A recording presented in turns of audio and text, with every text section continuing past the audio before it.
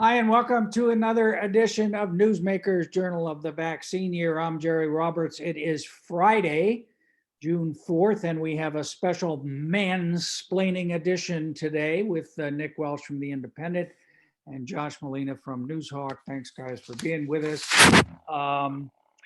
Jade Martinez-Pogue is on special assignment, but I'm cribbing from her latest newsletter on the pandemic. We've moved to the yellow tier, but it's not going to matter much because all the tiers are going away from June 15th. But everything is good news. The case rate is down 5 cases a day.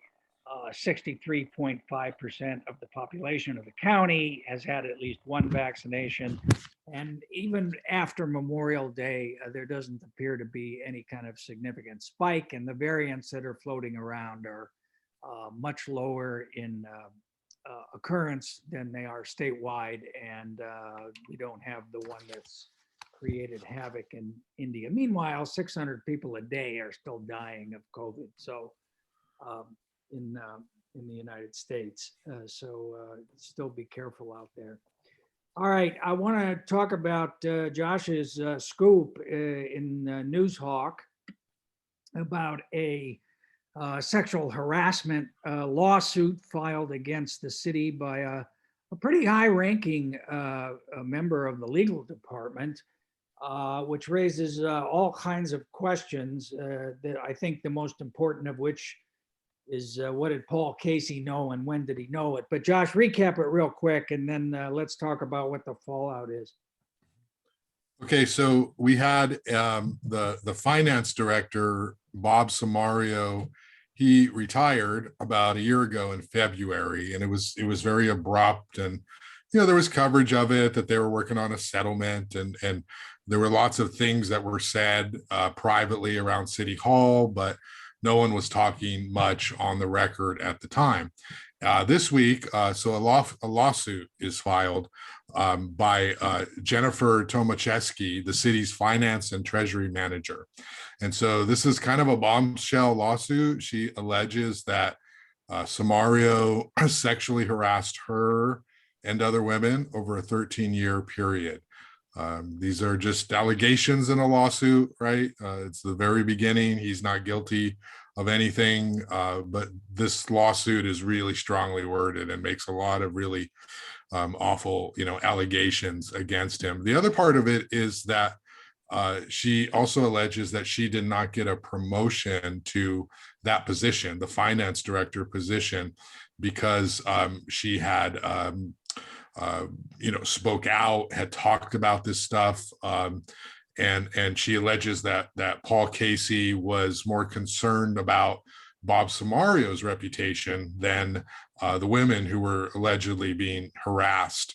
And so really the lawsuit is twofold. It brings to light a lot of these allegations against Samario, but it also basically says that Paul Casey turned a blind eye to it and just didn't do anything when he had the chance. And then she didn't get the job, so she says in the lawsuit she was qualified and she should have gotten it. So there's a few prongs there.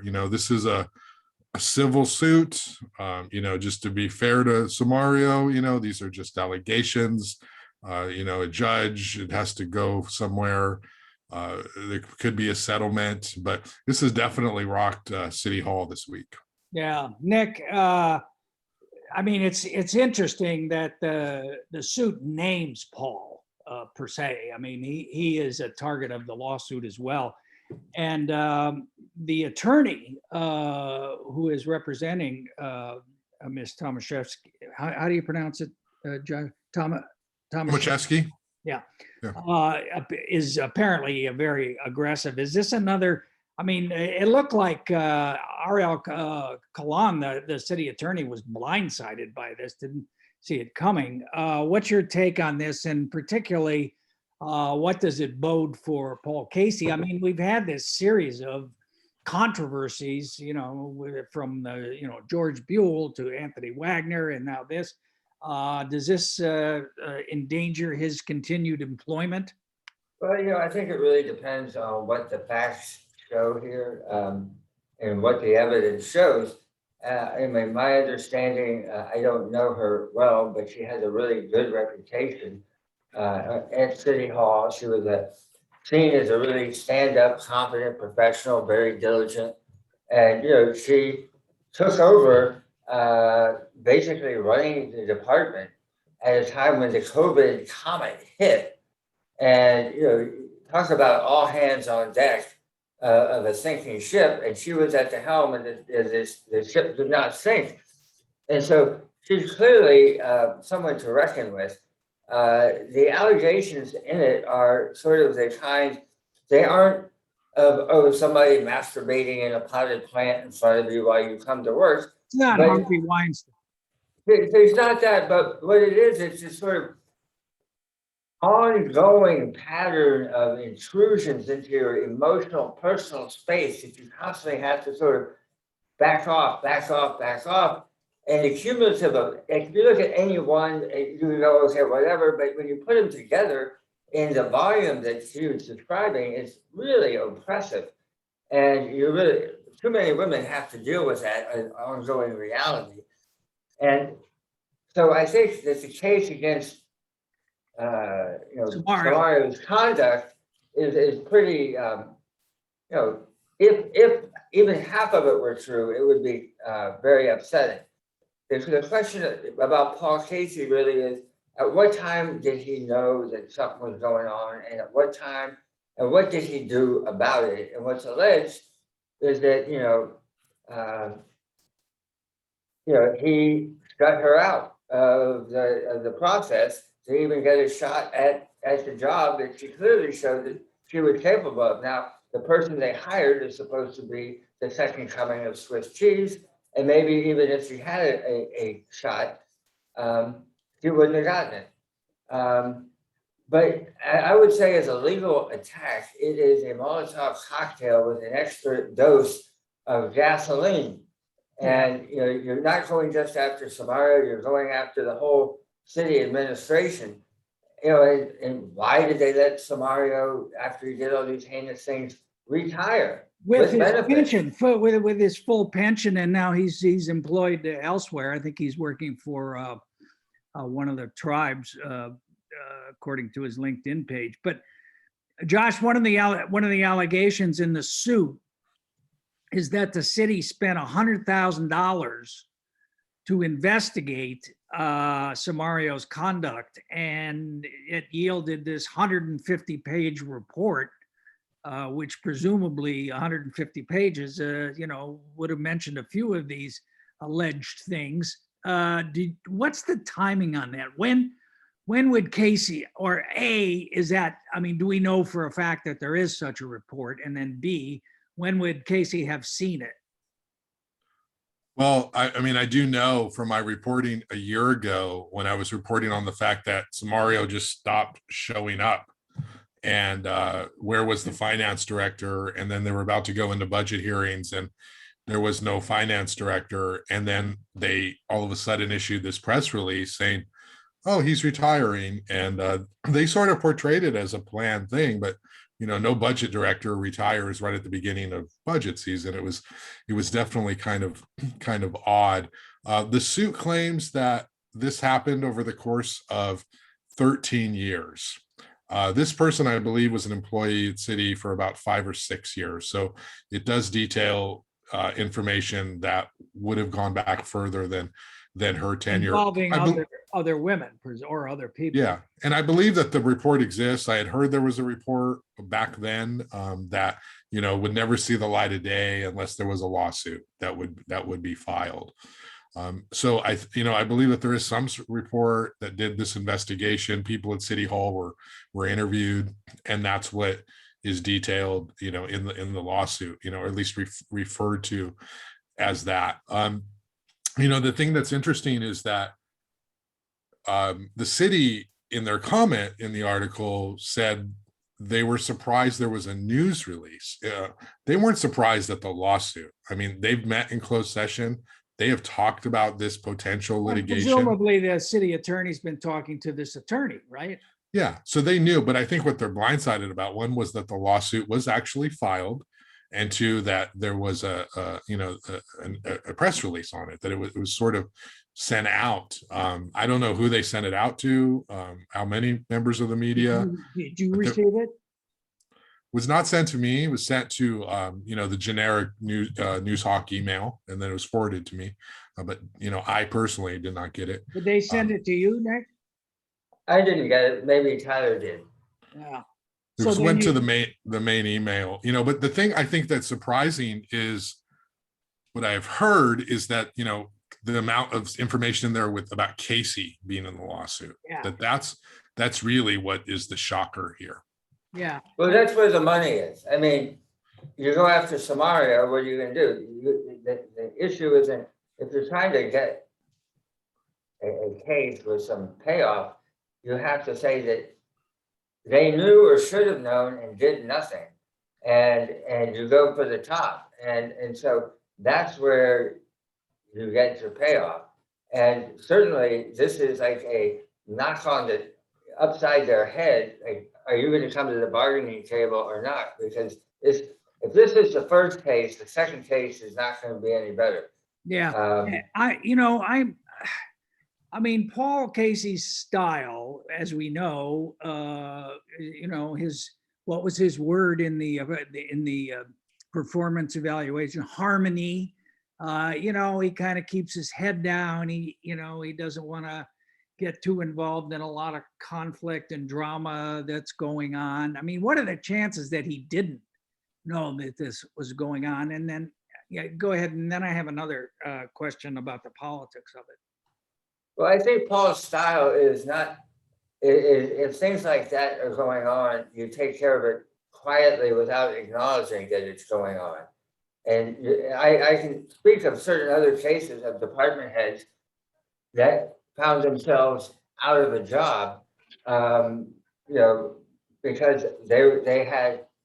it wasn't a sexual harassment issue, but it was a serious alcoholism on the job issue. And that person is gone. And it was all very low key, and there was no press release, or heads aren't going to roll in public. That's not Paul's style.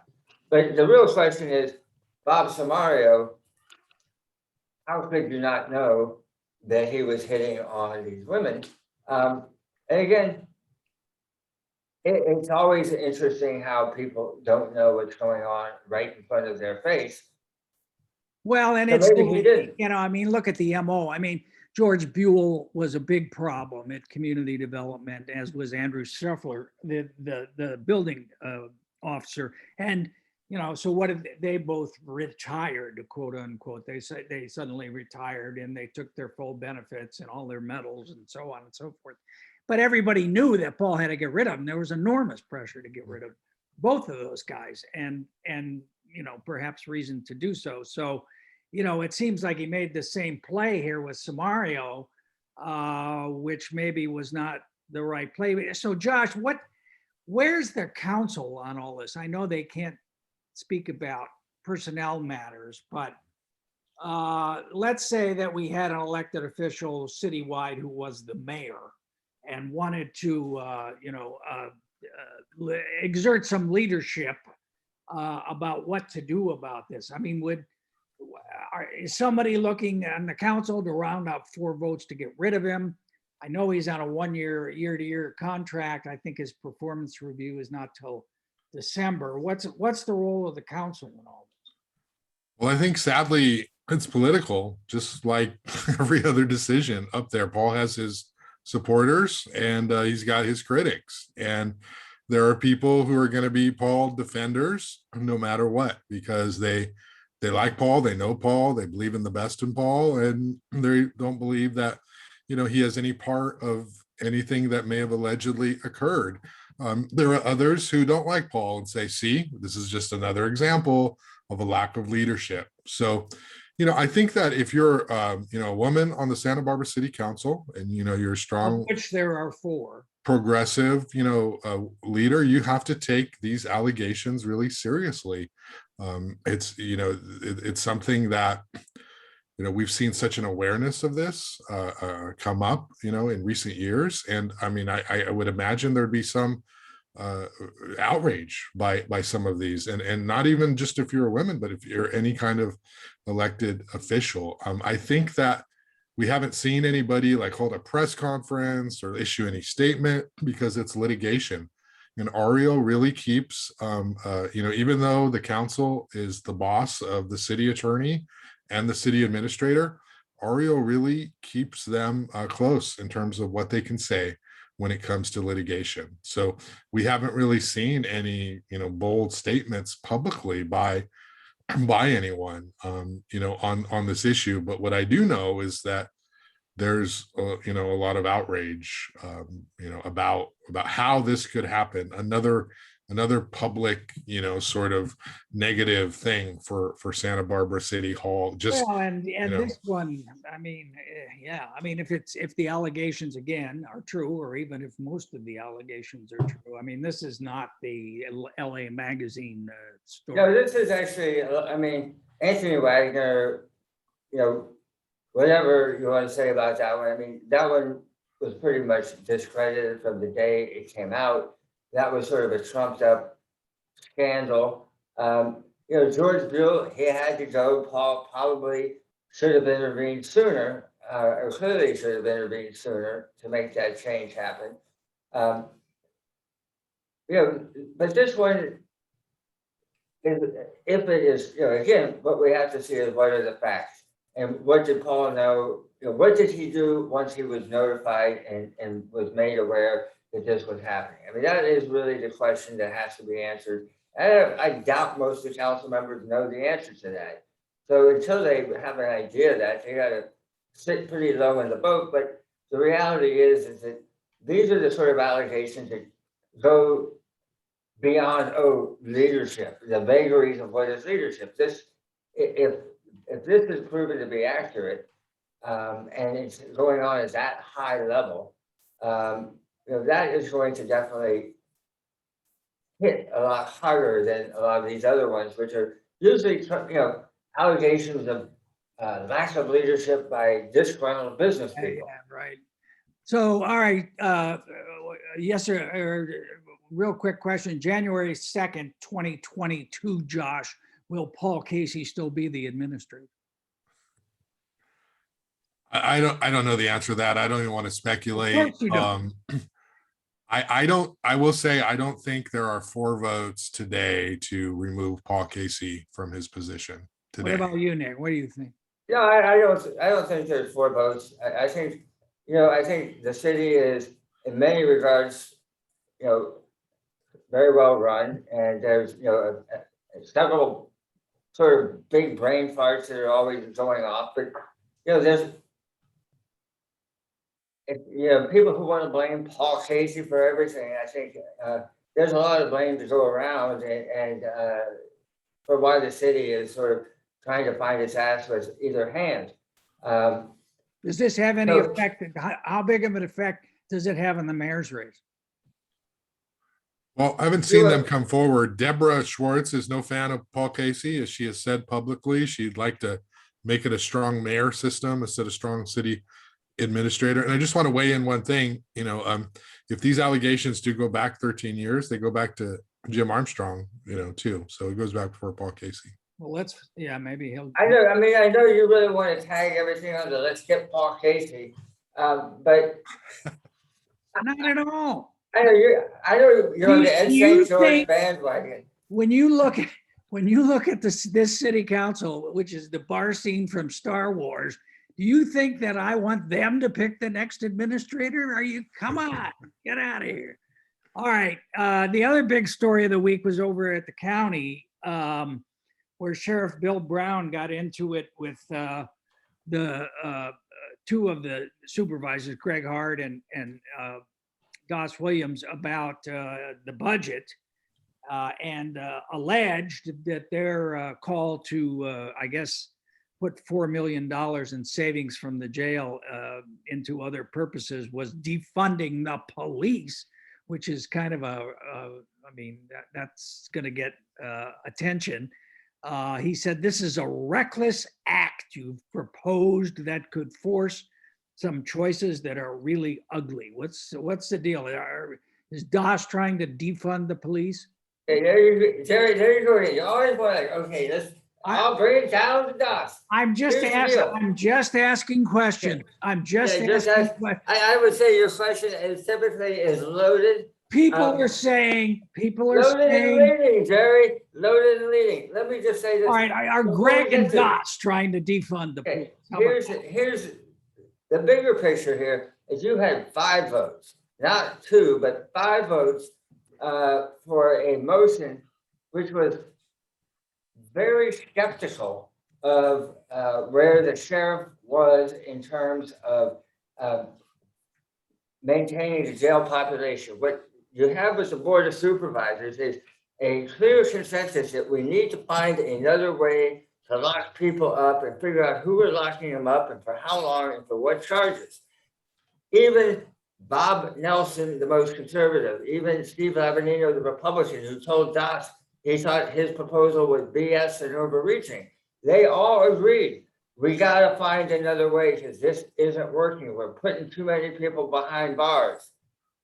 Where the push came to shove with DOS and Bill Brown, who I think are both really similar to each other in that they're both have never been wrong, and neither one of them has a reverse in their gearbox, and they're very passionate, and so it was inevitable there was going to be a collision, and DOS really kind of led the charge here and kind of try to simplify something that is so complicated. What Sheriff was proposing was this new way of adjusting the housing population based and what ways you would shut down based on how many inmates you had. And if you had X number, the idea was you would save $4 million a year in overtime costs. DOS said, well, I want to take half that and put that into programs for diversion, for community programs that will help people not become arrested and charged and convicted and spend time in jail. And Bill Brown disputes that there's any savings, and I still haven't figured out what he means by that, but he has sent me a letter saying that he disputes my description in the article saying that there's any savings there. But this was the fight. Greg Hart, clearly supervisor, wanted to back away from the fight. And he was saying, when Bill Brown came out with both guns blazing, saying, look, the fact that we have 600 people or 500 people in county jail, this is an all-time low, and it is an artificial aberration, and crime is going up. All kinds of reasons are happening that are going to make the jail population go up. So if you were trying to create a rosy future where we have this few people there, you're walking down the primrose path. It will take you nowhere. Go ahead. Well, Josh, Nick has never seen a Bleeding Heart program that he doesn't just love. But that aside, I mean, the crime is going up. There have been 12 homicides in the county already. And you have this, I mean, it really began in 2014 with Proposition 47. So we've had this gradual shift, which is quite dramatic if you look what's happened over the 8 years statewide about imprisonment, incarceration, rehabilitation, all of these things, letting people out of jail for so-called low-level crimes. But I mean, politically, it seems to me that there's going to be a backlash to this. Jerry, stop for a second. You always want to go to the politically and what it looks like and what the right wing is going to make it look like. What do you think watches this show? At a certain point, Jerry, you have to ask yourself, what is? And the what is question is, are we spending way too much money in human life and in taxpayer dollars putting people behind bars? And even your Republican friends who get you so agitated will tell you we are spending too much money on incarceration. They don't care necessarily about the human costs, but the human costs are immense. And so, yes, there are scary people who need to be behind bars, but the trick is, how do you find out ways And nobody's got a good answer to what they are and what's the magic wand that makes it work. But what we do know is since 1980s, the number of people behind bars in the state of California has gone up somewhere behind 600%, whereas the population of the state has gone up 62%. So you can do the math and you can say, oh, and guess what? They all happen to be black and brown and, you know, not white. Well, So the state is proposing to release 71,000 more people from 74. 74. And our district attorney, Joyce Dudley, is one of a number of district attorneys 41. who are saying, what the heck? What is this about? It's crazy. I mean, Josh, do you think that all of this, and you look, there's recall attempts in San Francisco and in LA against the district attorneys who want to let everybody out of jail, that crime in Santa Barbara is going to be on the radar of like top 2 or 3 issues that people are talking about in the campaigns this year?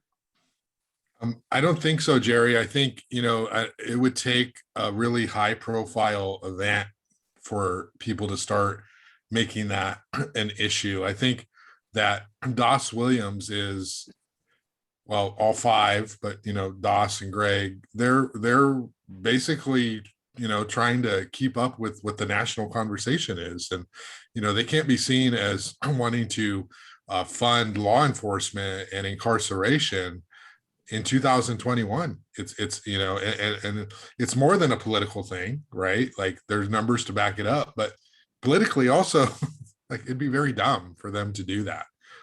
It's not the time to be trying to argue for more funding for What do you think the number of homicides we need to reach is before it is the time?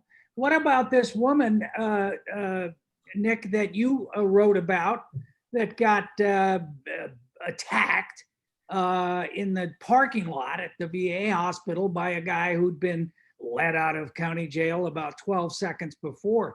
I mean, how many of those events are taking place? I don't know. To answer your question, I do not know. But that clearly was, it was a horrific event for that poor nurse coming to work in the morning. Some crazy guys trying to poke her with a stick and steal her purse.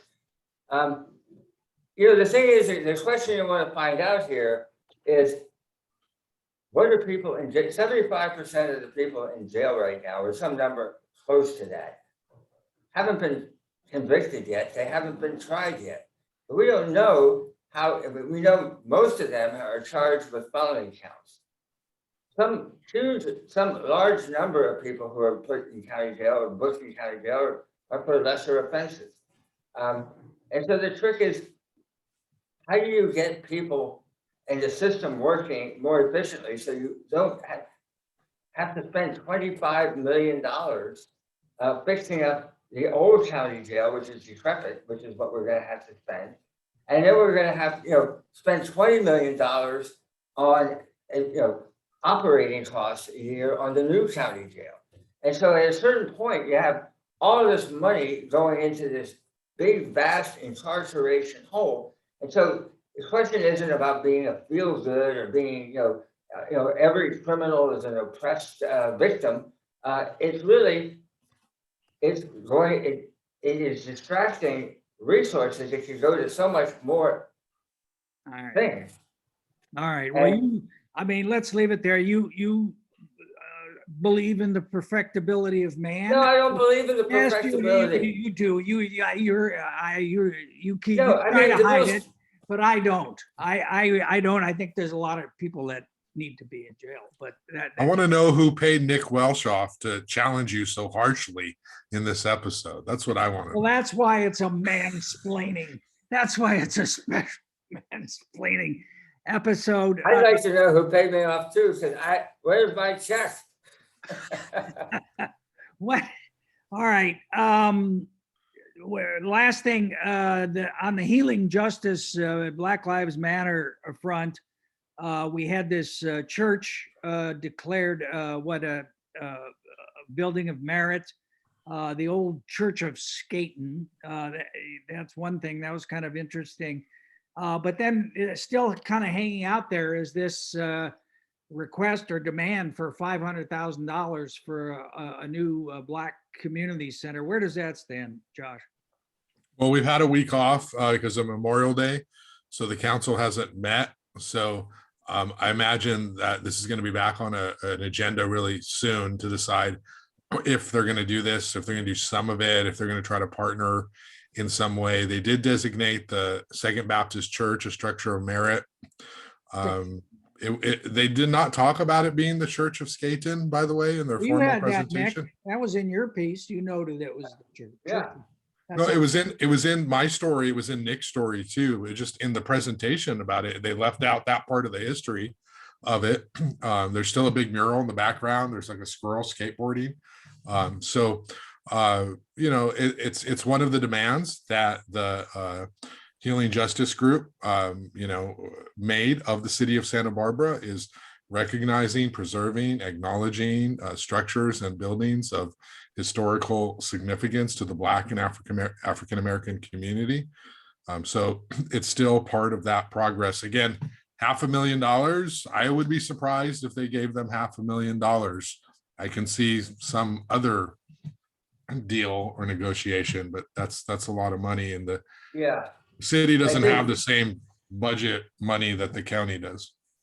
Yeah, I think the fallout from that was pretty intense. That Kristen Sneddon, who was the person who put the item on the agenda, got a lot of grief from her fellow council members saying, "What are you doing? They're going to ask for money. We don't have any money. We can't give our employees raises.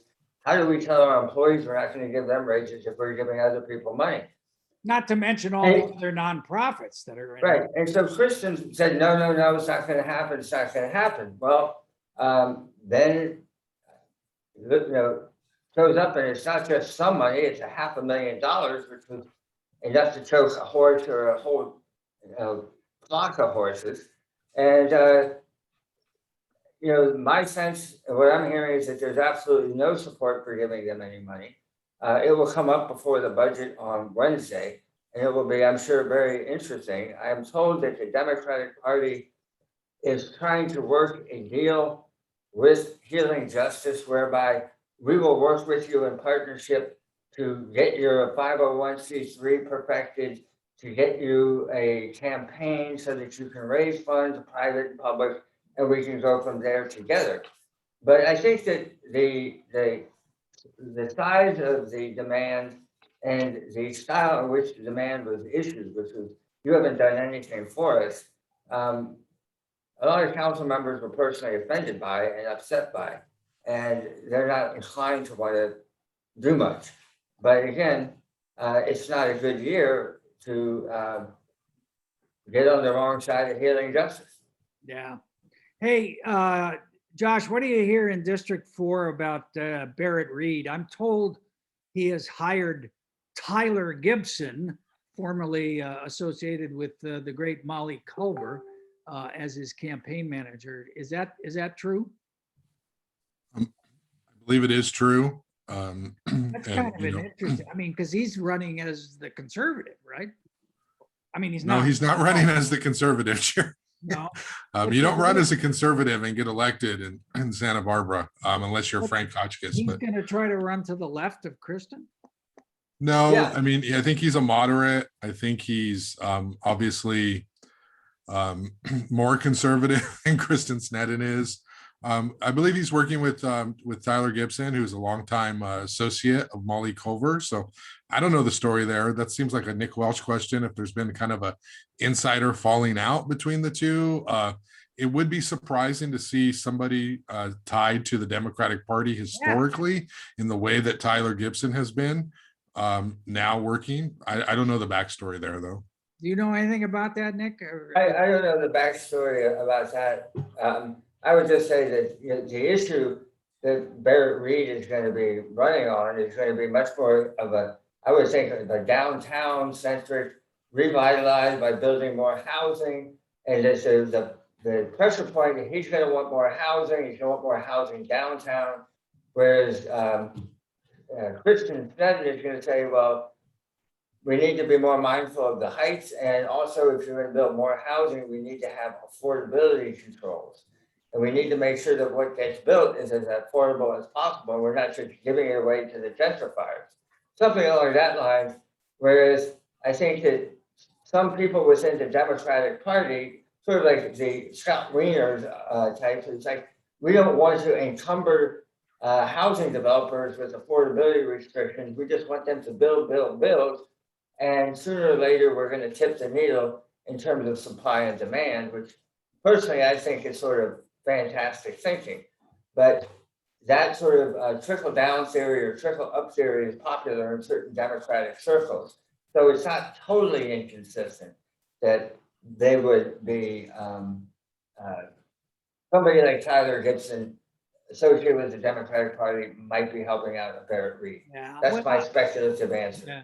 I mean, the other issue that sort of plays into that, and which Kristen's been very good on, is fire safety in that district particularly. And I just don't know if Build is going to sell in District 4. I think Barrett Reid brings with him a lot of enthusiasm and visionary, energy. But I think he's going to have a hard time in that district running against Kristen Sneddon, who I think has a sense of where her constituents are. All right, real quick, two other things. Nick, the British tabloids are pretty excited about the human remains that were found near, apparently on or near the property of Prince Harry and Meghan. What do you hear about? Is that true or not? They have found human remains on the 800 block of Ribbon Rock Road, which is apparently not the same address as the Royals, but very close to it. And we don't know the exact date of them, but it appears to be a Chumash male. And the whole skeleton isn't there, but it's just close enough to the Royals that you can. It's now being reported as 10,000-year-old bones. There's been no finding that they're that old, but the British press is going to have a field day with this. Yeah, and well, 10,000 years old. You probably knew the guy. Yeah. At some point. And then Josh, ending on a happy note. Graduations, we're able to be in person this year for the high school students, and the Santa Barbara, the new spectacular stadium got used for that purpose. So that was another sign about the pandemic easing. You covered that. Yeah, I think that they had an easier time breaking into the Capitol than I did covering the Santa Barbara High School graduation ceremony. The security was off the chart. I must have been asked 8 times, what are you doing? Why are you here? Really? Why are you on the field? It was insane. Obviously, it's the pandemic and they need to be careful. I had to move a cone to get out of the parking lot. They locked me in. But I will say that yeah, it was crazy. They hired event staff from LA and they came up to me and they're like, who are you? I'm like, I'm with Newshawk. What's Newshawk? It's a newspaper online. Do you have a press pass? I'm like, yes, it's right here. Can you leave me alone now? But anyway, that stadium. A vaccination card? Oh, maybe. Yeah, they asked me for my vaccination card. I left it in the glove compartment. I was not going to walk all the way back to my car and get it. And I basically said, look, I've been vaccinated. Like, I don't know what you want me to do. Like, let me in. I've been vaccinated. And she wrote my name on the list. And then she put a little star just in case. I don't know how they were going to figure that out, but I have been vaccinated. Are we going to blame the Santa Barbara Unified School District for your mistreatment and get Kamala Barnwell in trouble on this? I don't know. I walked on the field and my camera's broken, so I had to shoot with this thing. And I was up close and personal, and I That did was a my nice thing. story. It was a nice. I know, Jerry, I think you need to blame that one on Paul Casey. I think Paul Casey is to blame for that one. I'm pretty sure Dawes had a hand in it. All And right, Dawes. listen, guys, thanks so much for all of the energy and the mansplaining to me.